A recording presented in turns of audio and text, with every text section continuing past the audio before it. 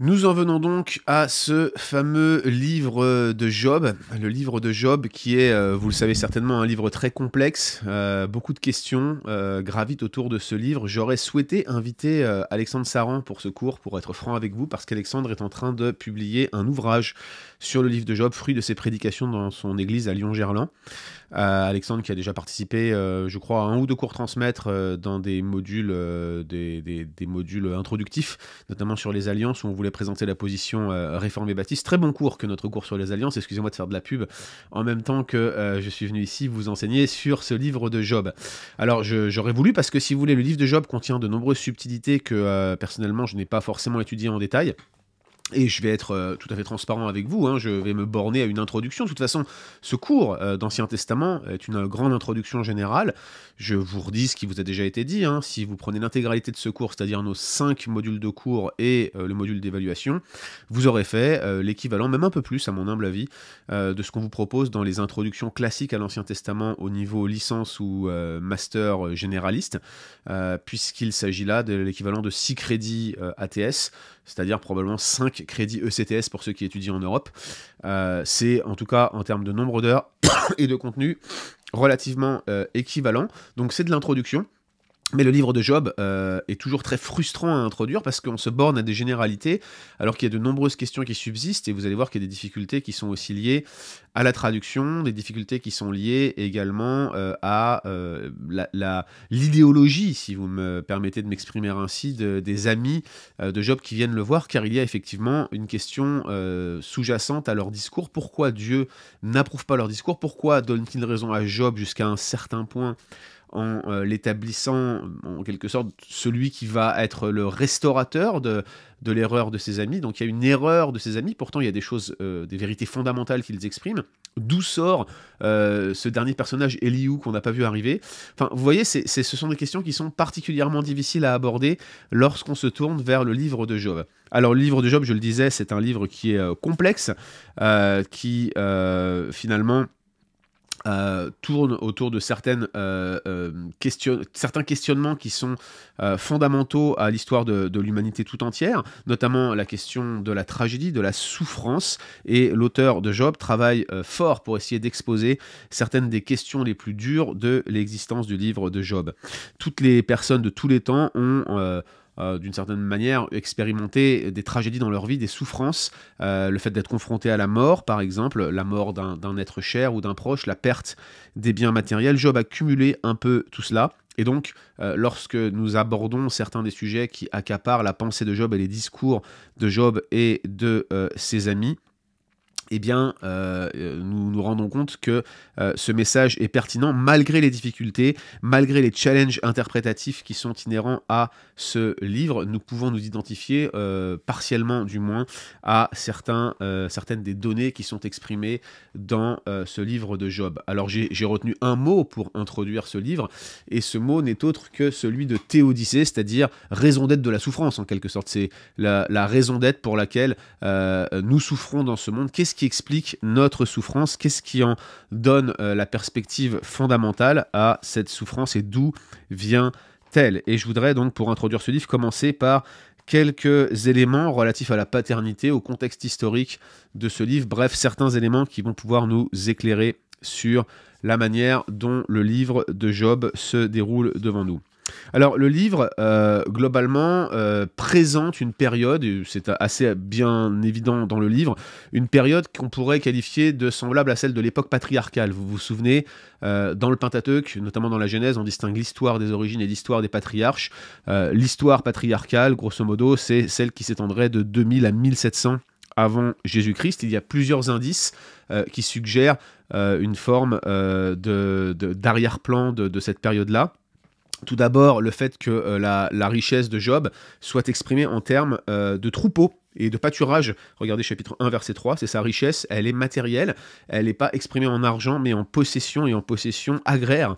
Deuxième argument, Job fonctionnait en quelque sorte comme un prêtre pour sa famille, en offrant des sacrifices pour leur compte, alors même que l'idée de sacrifice lévitique ne semble pas évoquée. Cela suggère une période fort ancienne dans l'histoire de la rédemption. Et puis, troisièmement, Si vous regardez la mort de Job, comment elle est décrite, elle est mise en parallèle avec la mort d'Abraham. Il y a deux manières dont on peut relever cette mise à mort de Job par rapport à la mort d'Abraham. Tout d'abord, il est mentionné et rapporté que Job a vécu 140 ans, ce qui est absolument aligné avec la vie des patriarches à cette époque-là. Abraham a vécu 175 ans, Isaac 180 ans, Joseph 110 ans. Vous vous souvenez que dans la Genèse, l'âge des patriarches décroît et Abraham est un point d'étape. Ce n'est pas encore l'âge de Moïse qui dit les plus vigoureux d'entre nous vivent jusqu'à 90 ans, 80 ans je crois.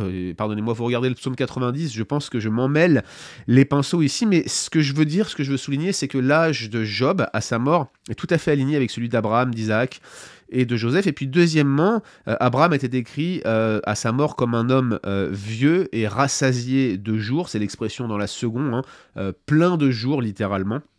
Et Job est décrit lui aussi comme un homme d'âge avancé, rassasié de jours. Regardez chapitre 42, verset 17. Donc c'est assez clair que la présentation qui est faite à la fois du contexte historique, mais aussi de certains événements de la vie de Job, de sa mort en particulier, suggère une forme de cohérence avec ce qu'on pourrait appeler l'époque patriarcale et plus précisément l'époque dite abrahamique. C'est assez clair également que Job n'était pas un Israélite, il vient du pays d'Outs, chapitre 1, verset 1, qui très certainement fait référence ici au pays d'Édom. Alors là encore, on peut poser un certain nombre de questions sur cette appellation, c'est très débattu, mais l'identification ultérieure entre Outs et Édom est assez bien mentionnée. Par exemple, Lamentation 4, 21 associe clairement Édom avec le pays d'Outs. Évidemment, Lamentation est beaucoup plus tardif, c'est un livre poétique, qu'est-ce qu'il faut en penser? Et puis il y a aussi cette expression assez étrange, chapitre 1, verset 3, où Job littéralement est mentionné le plus grand de tous les peuples de l'Est. Probablement, c'est une référence à sa richesse, mais la phrase « peuple de l'Est » généralement se réfère à Édom, Moab et Ammon. Ce n'est pas un argument ultra décisif parce que ça peut vouloir dire beaucoup de choses, mais l'identification avec Outs, et en tout cas la littérature ultérieure l'associant avec Édom, suggère que Job était probablement donc pas un Israélite, mais on voit qu'il croyait très certainement au Dieu d'Israël, à Yahweh. Les noms et les titres que Job emploie pour Dieu confirment que sa foi en Yahweh était semblable à celle des enfants d'Israël, en tout cas semblable à celle d'Abraham. Il utilise le nom d'alliance Yahweh, ici et là, mais pas de manière majoritaire, mais quand même il est présent, mais surtout il utilise le mot Shaddai, qui est régulièrement associé avec la foi patriarcale. Je vous donne quelques références ici, mais je ne sais pas si vous pourrez le vérifier, sauf si vous maîtrisez l'hébreu ou si vous possédez un interlinéaire. Regardez chapitre 17, verset 1 de la Genèse, chapitre 28, verset 3, 35, 11, 43, 14... 48, 3, 49, 25. Regardez aussi Exode, chapitre 6, verset 3. Bref, on dirait finalement que l'auteur, au travers de ce type de nom et puis des autres indications que j'ai mentionnées, veut clairement associer l'époque historique, le contexte historique de Job, avec celui de l'époque patriarcale et plus précisément de l'époque dite abrahamique. Il faut noter que ce nom Shaddai, je le précise au passage, apparaît dans le livre de Job plus qu'il n'apparaît dans tout le reste de l'Ancien Testament. Alors il y a toute la question bien sûr également de l'historicité de la figure de Job. Finalement, comme on peut s'y attendre, je veux dire, il n'y a aucune surprise si vous avez suivi notre introduction à l'Ancien Testament jusque-là. Il y a de nombreux spécialistes qui considèrent que la description prosaïque des chapitres 1 et 2 est une sorte de racontard, d'histoire populaire qui présente finalement une sorte de fiction. Il y a un commentaire en Ézéchiel chapitre 14 verset 14 qui connecte Job avec un héros de la préhistoire qui s'appelait Danéel dans les textes ougaritiques, et bien sûr le début du livre de Job en quelque sorte fait un parallèle avec la parabole de Nathan à David en 2 Samuel 12 verset 1. Voilà le genre d'arguments qui sont avancés. Les événements du livre sont parfois décrits comme non réalistes, avec une sorte une succession de tragédies qui semblent frapper d'un seul coup Job, et puis finalement Job et ses amis communique exclusivement sous une forme poétique, ce qui n'est pas la façon normale de parler, sauf bien sûr si vous vous appelez Cyrano de Bergerac. Excusez-moi de me moquer un petit peu de ces arguments, mais à mon humble avis, il y a quand même, malgré ces arguments, de sérieuses raisons de comprendre Job comme une figure historique. Tout d'abord, il y a le début du livre qui s'introduit comme une histoire, comme une narration. Il y avait un homme, regardez ces parallèles existants avec ce type d'expression, exactement la même expression se retrouve en Juge 17, en 1 Samuel verset 1, bref, on a le sentiment que l'auteur veut connecter son récit à de l'histoire de la rédemption. Ce sont deux textes qui sont réputés historiques, avec des individus qui sont connus historiquement. Et puis le terme d'Anéel, que l'on retrouve en Ézéchiel 14, bien évidemment pour nous chrétiens, je pense qu'il n'y a pas photo, c'est une référence au livre de Daniel. C'est très difficile à croire pour les spécialistes modernes, puisqu'il date très tardivement, le livre de Daniel. C'est l'un des livres dont l'historicité du personnage principal, Daniel, est la plus débattue. Je vous renvoie là encore au cours que nous avons eu sur la littérature prophétique de l'Ancien Testament. Le point que je veux souligner ici, c'est que des contre-arguments existent et que les arguments pour être, j'allais dire, pour douter de la réalité, de l'historicité de Job, eh bien, ne sont pas forcément avérés. Alors, moi je ne crois pas non plus que le fameux concile divin que l'on retrouve au début du chapitre 1, où Satan peut se présenter devant Dieu et des anges qui se rassemblent devant Dieu, soit si irréaliste que cela. Évidemment, je crois à cela, mais au-delà de ma foi, il y a quand même un parallèle évident en 1 Roi 22 avec un autre concile divin de ce type, assez explicite, où il semble qu'un esprit mauvais se présente devant Dieu, là encore. Il y a quand même un parallèle assez frappant entre la chute d'Akab à Ramoth en Galaad et le concile divin qui est rapporté au début du chapitre 1 du livre de Job. Et bien sûr, l'arrangement poétique des dialogues, il ne vous aura pas échappé que c'est un arrangement qui est de nature scribale. On a suffisamment parlé de cela dans nos cours transmettre sur l'Ancien Testament. Ça ne signifie pas que les dialogues étaient exactement, littéralement prononcés ainsi. Il y a eu un réarrangement de ces dialogues. Les discours poétiques, l'arrangement des dialogues est certainement conçu à la fois pour promouvoir une forme de compréhension du livre et un moyen de mémorisation mnémotechnique, mais également pour, j'allais dire, conférer une perspective davantage émotionnelle à ces dialogues au livre de Job dans son intégralité. Alors donc, on a parlé du contexte historique, on a parlé de l'historicité de Job, quelques mots sur l'auteur éventuel, la paternité de ce livre de Job. Le livre de Job lui-même ne contient aucun indice interne concernant celui qui l'a écrit, de même que la date de composition qui ne nous est pas rapportée.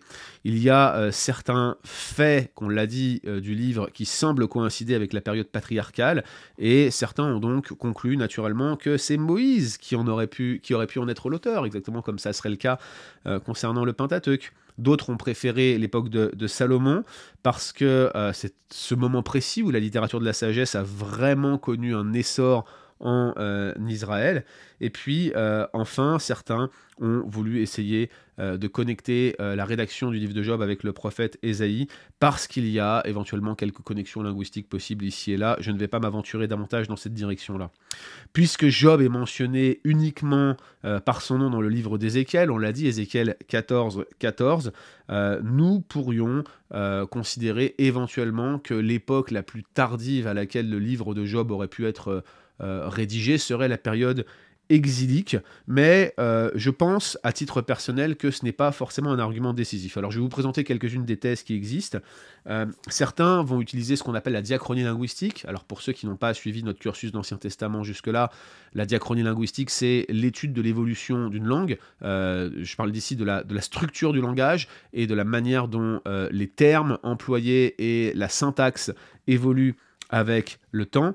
Et le texte hébreu de Job, qui a été retrouvé à Qumran, a été écrit dans un type d'hébreu, le paléo-hébreu, qui ressemble pour beaucoup au Pentateuque, qui, pour ceux qui croient à la rédaction mosaïque du Pentateuque, va avoir tendance à aller vers une rédaction ancienne du livre de Job. Je vous rappelle ce que j'ai déjà dit, je m'intéresse beaucoup à la diachronie linguistique, mais je ne crois pas que ça soit un argument décisif lorsqu'il est employé seul. Néanmoins, c'est quand même frappant d'avoir retrouvé ce type de texte à Qumran.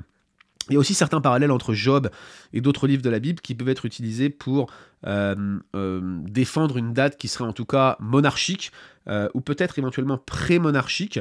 Par exemple, en Job 28, on voit quelques similitudes avec Proverbe 8 et Job 7.7 pourrait faire une allusion négative au psaume 8, mais c'est très difficile de dater l'époque de l'émergence de la littérature de la sagesse, et aucun de ces critères, en fait, ne paraît entièrement décisif, que ce soit la diachronie linguistique ou l'intertextualité, ou en tout cas l'intertextualité de genre, vous voyez la similitude de genre entre différents textes. Et puis il y a d'autres spécialistes qui ont avancé que le message du livre aurait pu coïncider avec la période exilique ou post-exilique pour encourager le peuple de Dieu au milieu de leur propre tragédie, au milieu de leur propre souffrance, de l'exil notamment. Écoutez, moi je ne pense pas que ça pose problème en termes d'intégrité du texte et même en termes d'intégrité historique du personnage de Job. Il y aurait pu y avoir une rédaction tardive, mais je n'arrive pas non plus à être convaincu absolument de cela. L'argument me paraît vraiment faible. L'emphase de l'innocence de Job au milieu de ses souffrances ne me paraît pas notamment coïncider avec la culpabilité d'Israël dans la période exilique et même post-exilique, et puis les propres accusations qu'il portait contre eux-mêmes, et puis de la même manière, toutes ces connexions avec la littérature de la sagesse, et surtout en mettant en lien la littérature de la sagesse avec Édom, ça paraît, d'une part déjà, ça paraît vraiment difficile à dater tardivement, même pendant la période monarchique en fait. C'est l'un des arguments qui m'amène à penser qu'une rédaction très ancienne est probablement plus indiquée, mais surtout le fait que Édom n'existait plus, c'est très difficile là encore de dater la chute d'Édom, et que Édom n'existait plus au moment de l'exil, n'existait plus comme une nation indépendante au moment de l'exil de Juda, ne me paraît pas aller dans le sens d'une connexion entre la littérature de la sagesse et Édom, et en particulier une littérature de Théodicée avec l'existence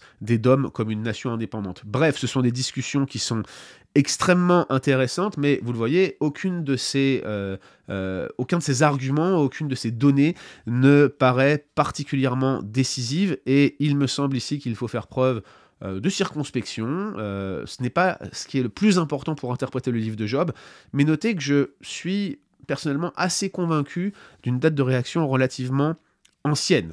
Une fois qu'on a abordé ces questions d'arrière-plan, alors on a parlé de la période historique cible, que pouvons-nous dire du genre du livre de Job? Parce que là, c'est une question qui est vraiment complexe. Pourquoi cette question est-elle complexe? Parce que finalement, ces dialogues qui gravitent autour de la littérature de la sagesse dans le livre de Job, eh bien, ils sont assez uniques dans l'Ancien Testament, et deux choses vont être absolument majeures pour interpréter le livre de Job. Il y a tout d'abord le genre, mais également la structure du livre qui vont venir impacter à la fois son interprétation, mais aussi la définition du sens initial et l'application que nous pouvons en tirer pour nous.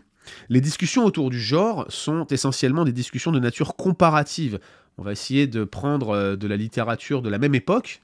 C'est pour ça que établir la date de rédaction, mais aussi le contexte interne au livre, paraît assez essentiel. Et puis, en regardant comment les nations qui entouraient Israël traitaient la littérature de la sagesse et ce type de dialogue autour de la souffrance du juste et la question de la théodicée, la défense de la justice de Dieu face au mal, c'est ça la théodicée, eh bien, ce type de comparaison pourrait permettre éventuellement de promouvoir une sorte d'étude de genre, de critique des formes assez utile pour l'interprétation de Job, et qui pourrait également permettre de poser quelques bases interprétatives pour pouvoir avoir quelques données supplémentaires pour l'interprétation. Alors il y a certaines similitudes avec des textes, notamment des textes égyptiens. On a un texte égyptien. Par exemple, il y a j'ai le nom en anglais ici malheureusement devant moi, mes notes sont en anglais. Alors en anglais c'est The Admonitions of Ipuwer. Je ne sais pas s'il y a une traduction française de ce titre-là. Les protestations d'un paysan éloquent aussi, qui sont des textes égyptiens, qui sont relativement assez tardifs et qui sont très pessimistes. Et généralement, ces textes vont se focaliser sur une société qui est exsangue, une société qui est en train de se casser, une société où les peuples finalement soupirent après la mort et les dieux ne peuvent les délivrer. Mais il y a quand même certaines différences majeures entre ces textes égyptiens et la littérature de Job, notamment parce que l'injustice qui règne au milieu des hommes serait établie par les dieux dans les textes égyptiens. Il n'y a pas vraiment de question de théodicée, comme on peut le poser dans la littérature judéo-chrétienne. Pourquoi? Parce qu'on pense qu'il y a un Dieu bon, et on se demande, mais comment un Dieu bon pourrait-il accepter la souffrance? On a aussi mentionné certains textes mésopotamiens, donc plus anciens, qui pourraient être attribués, ou en tout cas mis en parallèle avec Job, avec un texte notamment qui s'appelle Un homme et son Dieu, probablement ancien, 2000 avant Jésus-Christ. Et ici, nous avons une dispute où le protagoniste se plaint d'avoir été abandonné par son Dieu, et il cherche à avoir audience avec cette divinité afin que sa souffrance soit soulagée. Mais là encore, on note à plusieurs reprises des divergences de point de vue, et puis notamment la divergence majeure. Quelle est-elle? Cette divergence majeure, elle est que le livre de Job, là encore, répond à une théodicée bien précise en arguant que l'ordre tel qui est présent dans le monde, celui que Job observe, ne peut pas être cohérent avec l'idée d'un Dieu bon et parfait et qui règne. Il y a aussi la théodicée babylonienne un peu plus tard, 1000 avant Jésus-Christ. Bref, on pourrait vous citer un certain nombre de textes qui soient babyloniens, néo-babyloniens, mésopotamiens, mais aussi égyptiens, qui pourraient être mis en parallèle avec le livre de Job. Je crois à titre personnel que c'est pas strictement incompatible, mais je crois également qu'il faut se souvenir que ce type de littérature devait être particulièrement fécond à toutes les époques. Encore aujourd'hui, la question de la souffrance accapare la pensée de ceux qui écrivent, accapare la pensée des penseurs et la sagesse des sages, n'est-ce pas? L'idée est de chercher une explication. Pourquoi souffre-t-on? Pourquoi est-ce que c'est si difficile de vivre dans ce monde? Alors bien que le livre de Job considère la souffrance, le problème de la souffrance comme étant injuste, une comparaison rigoureuse exclut finalement un parallèle trop étroit et confirme le fait que Job est un statut unique. Il y a en Job des affirmations qui sont à la fois claires, cohérentes, et surtout la misère du genre humain est mise en parallèle avec... alors déjà d'une manière qui est inégalée par rapport à ces littératures comparatives, mais qui est surtout mise en parallèle, je le disais, avec l'idée d'un Dieu qui règne sur absolument toute chose, qui est unique, et qui dispose des circonstances tout en étant parfaitement bon. Ça va au-delà de la question du pourquoi souffrons-nous, la théodicée de Job, c'est comment un tel Dieu qui est finalement antithétique avec l'idée même de souffrance et de mort, peut me laisser vivre, moi, un homme pieux, dans un monde qui s'oppose à moi. Moi-même, je suis frappé. Je pourrais aller regarder ma propre souffrance et y trouver l'origine dans mes propres péchés. Mais on a l'impression que Job, lui, affirme qu'il n'a jamais péché. Et regardez, Dieu ne semble jamais contredire cela, à part dans la démarche de questionnement que Job pose. Alors, plusieurs genres probablement s'entrecroisent. Il faut reconnaître qu'il y a différents aspects du livre qui soulignent différents types de genres dans le livre de Job.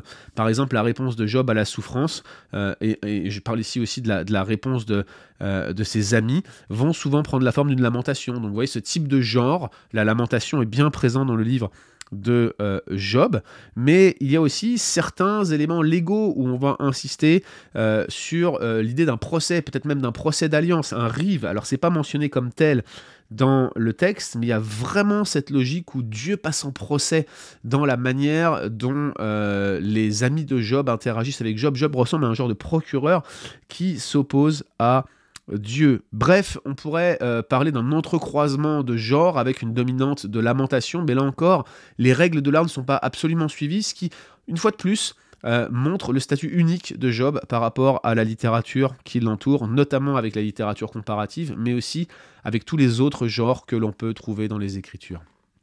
Je le disais, outre le genre, il y a aussi la structure du livre de Job qui est importante. Alors, je vais vous la citer brièvement, mais globalement, tout le monde est assez d'accord avec cette macro-structure que je vais vous citer. Il y a grosso modo 8 parties, un prologue et un épilogue, et puis au milieu, plusieurs cycles de lamentation. Tout d'abord, vous avez un prologue, chapitres 1 et 2, où vous avez le récit de ce concile divin qui va conduire à la souffrance de Job. Notez au passage que Job ne saura jamais, n'aura jamais la moindre indication de l'existence de cette rencontre dans les cieux. Nous le savons, nous, en tant que lecteurs, mais Job ne le sait pas. Ensuite, chapitre 3, versets 1 à 26, vous avez la première pétition de Job, sa lamentation initiale, chapitre 3, versets 1 à 26. Troisième partie, vous avez un cycle de discours, chapitre 4, verset 1 à 27, verset 23, où Job interagit avec ses trois amis. Et puis, au chapitre 4, vous avez un poème. Donc la forme est poétique, mais le style et le genre, c'est vraiment la littérature de la sagesse pure. Chapitre 28, verset 1 à 28, ça c'est la quatrième partie.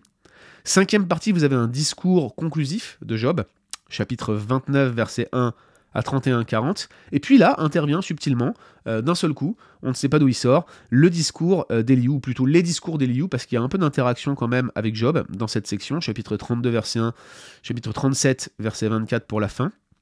Et puis, chapitre 7, vous avez la réponse finale de Job de Dieu assortie d'une réponse de Job qui se condamne lui-même, et l'épilogue qui forme un inclusio avec le prologue initial du chapitre 1 qui décrit la richesse subséquente de Job, et puis bien sûr sa fin heureuse. Alors le prologue et l'épilogue sont écrits en prose, c'est de la narration, c'est pas de la poésie, mais le reste du livre, essentiellement fait de discours, est clairement composé sous une forme poétique très élaborée. Alors certains suggèrent que l'histoire initiale ne contenait que le prologue et l'épilogue, bien sûr, et puis qu'on a rajouté la poésie plus tardivement. Je ne suis pas convaincu par ce type de thèse qui de toute façon est absolument indémontrable. Parmi les questionnements qui sont posés sur l'ensemble de cette structure, on a le cycle de discours qui attire l'attention des spécialistes. Donc je vous rappelle que les successions de cycles de discours, chapitre 4, verset 1 à chapitre 27, verset 23, décrivent des interactions entre Job et ses amis. Prenons par exemple le troisième cycle qui paraît incomplet, et surtout l'identité de celui qui parle jusqu'à la fin du cycle n'est pas vraiment très claire. Et il y a plusieurs spécialistes qui débattent de la fonction de ce poème de sagesse au chapitre 28, et surtout du but poursuivi par Éliou dans ses discours, chapitre 32 à 37. Est-ce que Éliou finalement dit quelque chose de si différent de ceux qui ont parlé avant lui, des autres amis de Job? Est-ce qu'il fait avancer l'argument plus loin, ou est-ce qu'il répète la même chose? Quel est le but de son discours? La réponse de Job à Dieu est également un sujet de débat. Est-ce que Job se repent? Moi je pense que oui, mais certains ont tendance à penser que non. Et s'il se repent, de quoi doit-il se repentir? À mon humble avis, là encore, la réponse elle est assez simple, c'est qu'il se repent du péché que constitue son questionnement, mais toute la question est de savoir s'il se repentirait ou non d'un péché qu'il aurait commis, qui aurait conduit à sa souffrance. Parce que finalement, si on résume le fondement des discours, les amis de Job obéissent à un espèce de schéma de type péché-rétribution. Donc, Job, si tu es dans cette situation-là, c'est que tu as commis un péché. Et Job répond, mais non, mais j'ai pas péché. C'est pas que Job n'a jamais péché, c'est que Job nie la connexion entre ses souffrances présentes, qu'il estime incroyables par rapport à ce que vivent ses amis. Il nie cette connexion avec un péché particulier qu'il aurait commis, ou une séquence de péchés particulière qu'il aurait commis, et donc ses amis débattent de cela et disent non, ce n'est pas possible. Ce qui est sûr, c'est que le livre de Job porte sur la souffrance, mais le livre ne répond jamais à la question de pourquoi Job souffre. Quand Dieu répond à Job, il ne lui explique pas ce qu'il s'est passé dans ce concile divin des chapitres 1 et 2. Et le livre est davantage sur la manière de répondre à la souffrance. Donc vous voyez, on est pleinement dans la littérature de la sagesse. Comment orienter ma vie? Comment marcher avec bon sens, même au milieu de l'épreuve à la plus dure? Il y a aussi un changement entre la soumission de Job au chapitre 1 et 2, puis son opposition à partir du chapitre 3, et puis à la fin du livre de Job, on voit qu'il y a une forme d'apaisement et de retour à la paix et à l'humilité de la part de Job. Donc c'est très clair, hein, c'est très important de noter que dans le livre de Job, dès les 2 premiers chapitres, Job ne souffre pas parce qu'il a fait quelque chose de mal. Dieu lui-même déclare que Job est sans reproche et que c'est Satan qui a incité Dieu à lui faire du mal sans cause. C'est indubitable, c'est établi clairement, mais Job ne répond pas toujours correctement de la bonne manière à la souffrance. C'est pour ça que je reste assez convaincu que ce classement de ce livre dans la littérature de la sagesse est tout à fait cohérent et pertinent, puisque la question n'est pas pourquoi souffrons-nous, mais comment réagir avec sagesse et avec piété au milieu de la souffrance. Et c'est probablement ici quelque chose qui pousse la théodicée, certains diront pas assez loin, mais probablement beaucoup plus loin en termes de piété, plutôt qu'en termes de questionnement philosophique et théologique. Alors, toujours dans la structure, hein, je vous renvoie encore une fois que sur la difficulté des arguments qui sont utilisés dans les chapitres 4 à 25 par les amis de Job. Notez que les amis de Job ne sont pas non plus présentés comme des grands méchants. Ils viennent auprès de lui, ils s'assoient à côté de lui, gardent le silence pendant 7 jours. Je ne sais pas si vous êtes déjà cogné la tête, moi ça m'est arrivé il y a quelques jours. Vous avez vu certainement que je passe ma main sur ma tête parce que je me suis cogné dans un porte de placard qui était ouverte. La dernière chose que j'aurais voulu à ce moment-là, c'est qu'on vienne me demander si ça va. Je voulais juste qu'on me laisse dans le silence le temps que la souffrance passe. Et je trouve que les amis de Job ont fait ici un travail extraordinaire. Je ferme la parenthèse ici. Personne n'est venu me parler pour me demander si ça allait. J'étais tout seul quand ça m'est arrivé, donc je ne blâme personne au travers de cette illustration. Mais les amis de Job ont fait le job. Les amis de Job ont fait le travail.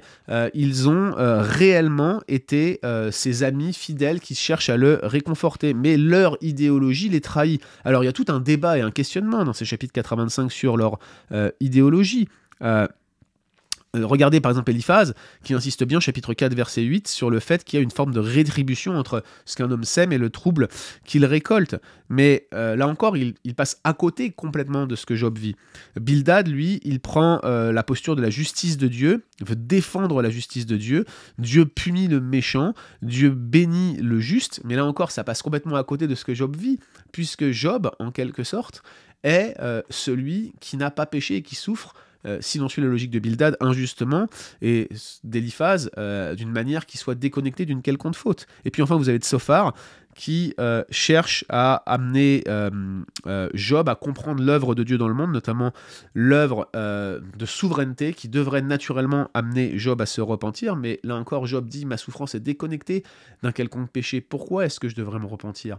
Ici, la consolation fâcheuse des amis n'est pas tant sur le fait qu'ils sont mal intentionnés envers Job, mais plutôt qu'ils cherchent à lui donner des éléments de raison d'être à sa souffrance, à lui expliquer pourquoi il souffre, plutôt que de lui dire comment il peut souffrir. Vous voyez, c'est vraiment l'idée que l'on retrouve ici. Et finalement, quand Job répond à ses amis, eh bien, puisqu'il n'a pas la réponse à ses souffrances, il finit par s'endurcir, il questionne la justice de Dieu.